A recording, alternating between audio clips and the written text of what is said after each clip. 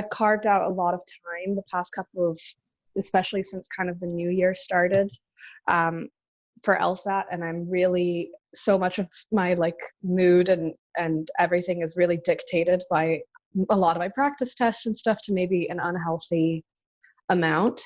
And I do find that, I mentioned this in the email. I started kind of timing myself more about a month ago, like really kind of just bit the bullet and started doing the strict 35-minute time limit, and didn't really do the weaning down, which in the beginning was hard, but I do think that I am improving on, on the time. I'm really struggling with games, obviously, because that's something I had banked on doing pretty well on, and now it's kind of become my worst section purely for time reasons, which is frustrating.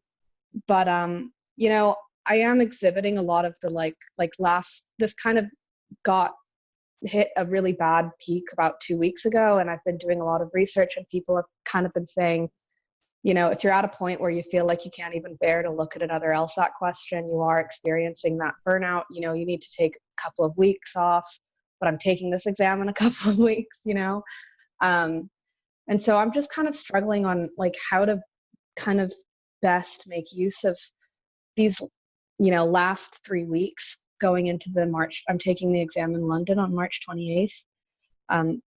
Hopefully I'm taking it March 28th, considering kind of everything that's going on, but they haven't said anything about the exam, so I am assuming that it's still on. But I'm, I don't know if it's helpful for me to kind of go through the different sections and talk about, how I've been doing on average, or if you have any advice right off the bat about how to kind of deal with these next few weeks. Obviously, I do think I'm going to end up taking the LSAT again, but not until the fall. But, I do want to make the most out of these next 3 weeks without feeding this burnout, because it can get to a point where I feel like you get a little bit of diminishing returns. You start to do worse on practice tests, and that's really bad for me psychologically, obviously. Sure. I do have some thoughts off the bat. And I think that the biggest picture issue that you've raised around burnout and what to do with a few weeks out is actually going to be more impactful for you than discussing section specific strategies or even question specific strategies, because of course there's a lot out there about all of that already. You're in the courses, you have the resources. Right. I don't think you necessarily need more strategies or different strategies. I think that we've got to look at what's going on for you in terms of your mindset. You mentioned earlier that your mood and your how you're feeling is tied to your score going up and down. You even said directly that you're exhibiting some of the symptoms of burnout, and you've only got a few weeks left. You've got the March 28th LSAT coming up, but you're also planning to likely retake it down the line several months from now. Right. So I'd like to get into that a little bit. In your email to me, I remember you also mentioned that you really want to have a score on record, just so that you've got something concrete that you can later move past potentially. So I'd love to get into more of that with you. Could you tell me more about your motivation for wanting to have a score on record now? Yeah, I think, so I had initially, when I first started this whole LSAT studying process, wanted to take it right after I graduated in May, and I wanted to take it in July, and I just wasn't ready at all. I ended up canceling my test score about a week, sorry, I didn't cancel the test score. I didn't take the exam at all. I canceled my registration about a week or two before. I get really bad test anxiety. I find it, I've never really been good at exams. And I felt like, I think it was clear to me probably in January that my goal of kind of hitting the late 160s or like 170s range just seemed really far away. And that rather on kind of going into the spiral of like, you're not going to be at your goal score by March, I figured still take it in March. I'm taking the paper exam, which I think will be my last time to really take a paper exam anyway, because I'm doing it abroad. I'll probably be in America by the time I'm taking the next one. So, I think, I know it sounds bizarre and it's hard to explain, but just knowing that I'm taking this exam later on down the line because I want to and not because I have to, knowing that it's not my last chance to take the exam before the fall admission cycle starts if I want to apply, in the fall. Knowing that that's not my last chance just psychologically helps me.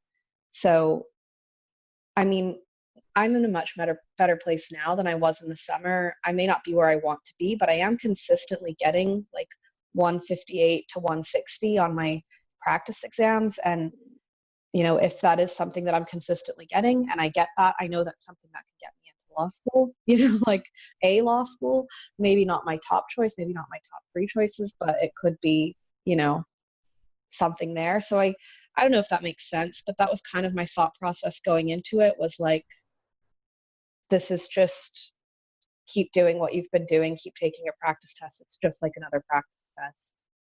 And then, we'll cross the rest when we get there. Right, right. So what I'm hearing from you is that a 158 or 160, it may not be your ultimate goal score, but that is a score range that you would be okay with applying to law school.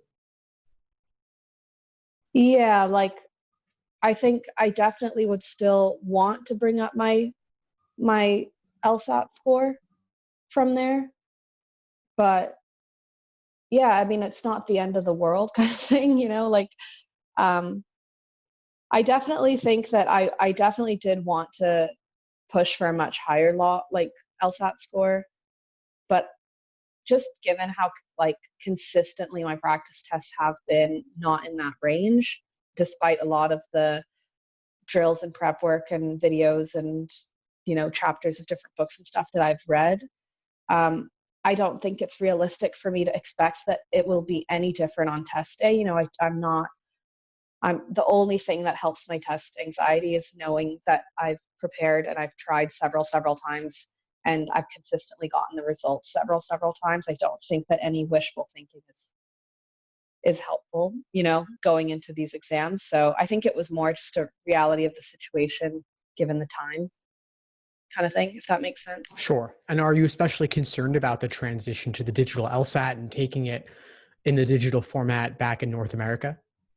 I am a bit, yeah. I think like there are a couple of things that I am curious to see how it will play out. Like, for example, I haven't done too much reading and I've never actually tried one, but like I know that like you get scratch paper for games, which I think actually might be more helpful than the system right now. But yeah, it definitely does stress me out a little bit, especially for logical reasoning and even reading comprehension a little bit. Like it just seems like you just get used to taking a format in one way, and it just seems like something that could really mess me up, especially on time.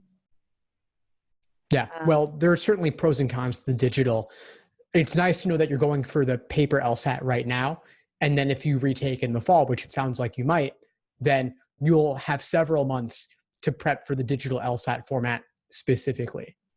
Right. And knowing that, as you said, there's a certain comfort that you have the chance to retake in the future, and that this one LSAT coming up in March is not the end all be all. So it's your last Yeah. chance to do paper, most likely, but not your last chance to take the LSAT, period. And whatever happens for you, law schools consider the higher score. So you might get Right. 158 now, and then in the fall, you could get 165. You could do better than that. Who knows, with several months of prep.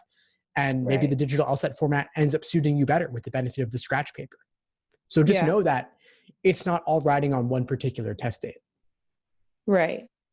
Yeah. And I mean, the other thing that's like worth mentioning, I think, is that, like I took the past couple of days and like the entire weekend completely off from LSAT. Like I wasn't thinking about it, doing it at all, because I just felt like, I usually would never do that. The weekend is actually when I tend to really get a lot of the bulk of like work done. But I took a practice test this morning and, ended up doing okay. I got a 161, and I actually was feeling really not confident about it when I was doing it, like before I graded it, and I did better kind of than I expected to do. And I even ended up finishing a reading comprehension section within the 35 minutes. So more so than the score, I do notice finishing with the practice that I do notice finishing in the 35 minutes to get easier and easier over time. Like if there's one thing that I can actually say progressively is tracking better, it's just my comfort with the time limit with each week that goes by. And so I'm trying to kind of think like, how many practice tests do you think a week leading up to this exam is helpful? Because I do find that the drill of doing those questions in 35 minutes is a helpful thing for me, even though that accuracy of it is still kind of something that I struggle with. Do you know what I mean? Like, I don't want to take too much time away from the studying time leading up to the exam, because I don't want to feel like I could have done more to prep with the time portion of the exam. Do you know what I mean? Yeah, certainly. Pacing is important. Yeah. Pacing is important. Endurance is important. My rule for this is generally maximum 2 exams per week timed and a minimum of 2 hours reviewing each exam. So max 2 exams per week, and you've got less than a month now, about 3 weeks as we speak. So maybe you're going to do 6 more timed exams total, maximum. And also minimum 2 hours reviewing each of those exams. And if you want to mix in some individual timed sections here and there to really work on that 35-minute benchmark, you could do that. You could also progressively decrease your time so that you're starting off with 40 minutes per section, then 39 minutes per section, then 38, all the way down to 35. And then maybe even to really push the needle a little bit, go down to 33 minutes per section to give yourself a buffer to go back and tackle the toughest questions that you may have flagged earlier in the section. Just things to play with. Yeah. And like, I think, oh, sorry, I was going to ask something I blanked after I listened to your answer. Oh, right. Do you find that like with games, for example, and I don't know if this is something that's really like if the time limit is particularly hard for people with games, or if that's just a me thing, like, or if that's common with students in general, because that was the most surprising one for me. I think I knew that I was going over the time limit, but I didn't realize how much time it took me to do the game sections when I wasn't, being timed. Do people have do they just choose not to do a game altogether and strategically kind of pick which games they think are easiest, or do you recommend just kind of going along, game by game and skipping around questions that you think? So I'll tackle both the local example here and then zoom out to the bigger picture of timing in general. So for games, there are some people who do only 3 games and skip the hardest one, perhaps. And they find that their accuracy generally improves if they have more time to do 3 of the games and leave out 1 altogether. At the same time, though, that is setting a certain limit or ceiling on your overall potential. If you leave out an entire game, that's likely 5 or 6 questions. You're going to get maybe 1 or 2 of those right at most, guessing blindly. And so you're going to lose 4 to 5 points off the bat. If you want 160 plus or 165 plus, I would generally recommend doing all 4 games.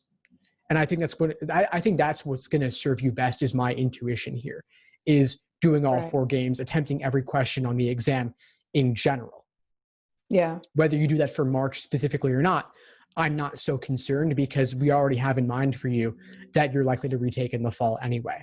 But I would also experiment, play around. If you're doing 6 timed exams over the next 3 weeks, maybe on a couple of them you leave out a game, maybe on a couple you do a game, all 4, or maybe you practice this with individual timed sections so as not to taint your overall practice test score results.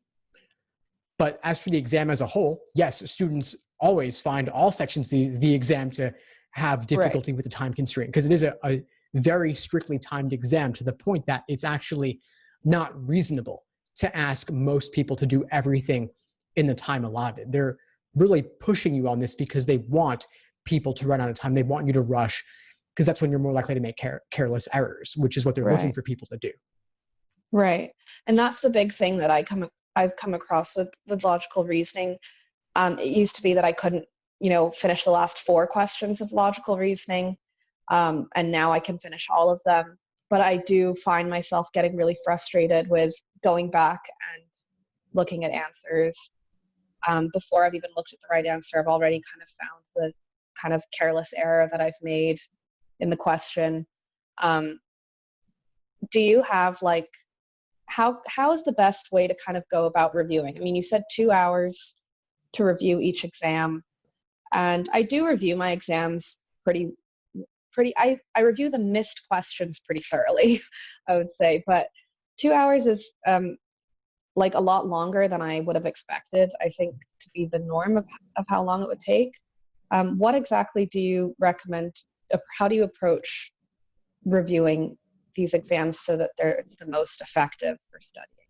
Yeah, sure. I actually taught an hour-long class on this recently, and I'll send you the link to it afterwards, where I go in depth on review strategies. But basically what I call the Socratic review method, where you analyze where your misunderstanding stemmed from. Was it the stimulus, the question stem, or the choices, if we're talking logical reasoning as an example? You want to figure out which particular tricks and traps the LSAT makers laid for you and which ones you were prone to falling for, so you can avoid making the same mistakes again. So you want to see specifically to reverse engineer how they constructed the exam and what ramped up the difficulty level of the question. Like maybe it was requiring you to take the contrapositive, or linking together conditional statements, or using difficult vocabulary words, or framing things in an unfamiliar or confusing way. And then with the answer choices, what specifically about the wrong answer made it seem appealing to you, and what ultimately made it wrong, and what was discouraging about the right answer that pushed you away from it, and what ultimately made it correct. And you can note all of this in a mistake journal or log to keep track of the mistakes that you're making. And then you could even redo those questions a week later, a month later, several months later. And this is, of course, for you with the fall LSAT in mind for a retake. But articulating things is really important, so that you're not just saying, I get it now, and moving on. Okay. So it sounds like, leading up to the exam, I'm going to aim for doing 2 practice tests a week and giving myself a day, 2 days, or a day in between for each practice test to really thoroughly review it. That is helpful. I think it's just, like I am ready to, I think, take it and have a bit of a break, especially since right now I am in a master's program. My master's program, luckily, for the past couple of months has been pretty lax, which is why I've been able to spend as much time doing LSAT. But I feel like I just am not capable of studying for the LSAT without getting burnout. It's really all or nothing for me. This happened in the summer as well. And maybe just working on strategies to study for this exam long term without it consuming so much of my emotional energy in life would be helpful to talk about in the future. Yeah, certainly. I'd be happy to. And I can certainly relate. I mean, obsession is both a blessing and a curse, right? And we have to figure out ways to manage it and channel it appropriately. And so I think that'll be a good topic for our next call. Definitely. Okay. Thank you so much. And the video on the reviewing the LSAT exams would be really helpful. Yeah, I'll send it over to you. Definitely. Okay. And before we sign off, what would you say is the biggest insight you got from our call today? I think I was really surprised by the 2-hour review time, honestly. But also from, I think, just kind of the more mindset approach to this exam, and kind of just thinking about very practical things that I can do between now and then. Just, I think, eased my mind, because I do often feel like you're not doing enough, you're not doing enough kind of spiral. I think getting the insight that like actually just continuing to follow this regimen is all you can do was helpful. Like having that validated was helpful. And then, yeah, I think that was probably like the best thing that came out of this, as well as just talking about like different approaches to time. The timing strategies was a good insight. I haven't weaned off time just because I just haven't tried that strategy before, but it might be something I try maybe if I decide to retake. Playing around with the time frames and stuff was good insight. Thanks for tuning into the show. Please subscribe if you haven't done so already to be notified of new episodes as I release them. And feel free to reach out if you need anything at all as you move forward with your prep. I'm happy to help however I can. In the meantime, I'll wish you all the best and take care.